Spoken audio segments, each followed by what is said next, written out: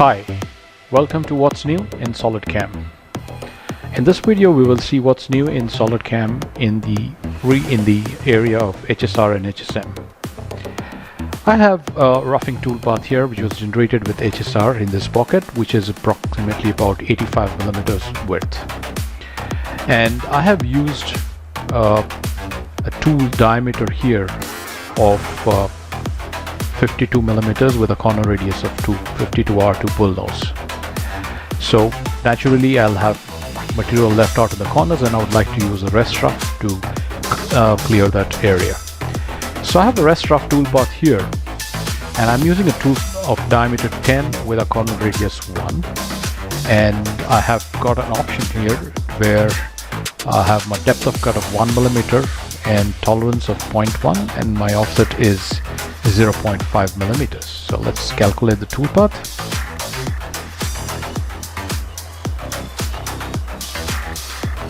Okay, so I have a toolpath here where I get two regions, and in the new version of SolidCAM we have got an option here in edit passes where we can join gaps of regions which are more than 24 millimeters or less than 24 millimeters. The regions will be joined.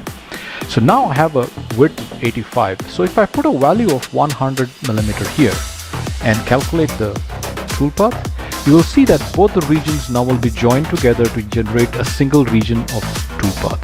You can see that now I just got one region of toolpath. No longer the tool is going to go between the two regions. It's just created a single region here. What it has done basically is it has joined the gaps between the two toolpaths of 100 millimeters or less. If the gap is 100 millimeters or less than 100 millimeters, they will be just joined to create one unified region. Let's make this again back to 24, recalculate this to get back the original toolpath as it was. And we will see the next parameter, which is the pass extension.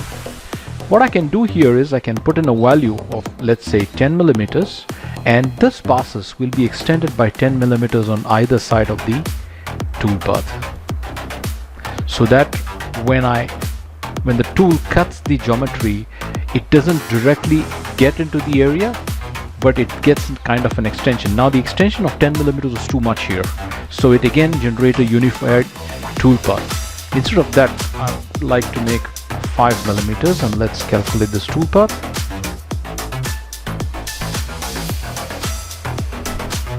So you can see that the toolpath was extended 5 millimeters on either sides by SolidCAM, so that it gets a nice extension and the tool can easily get into the material without directly entering into the volume straight away. Thank you very much for watching this video.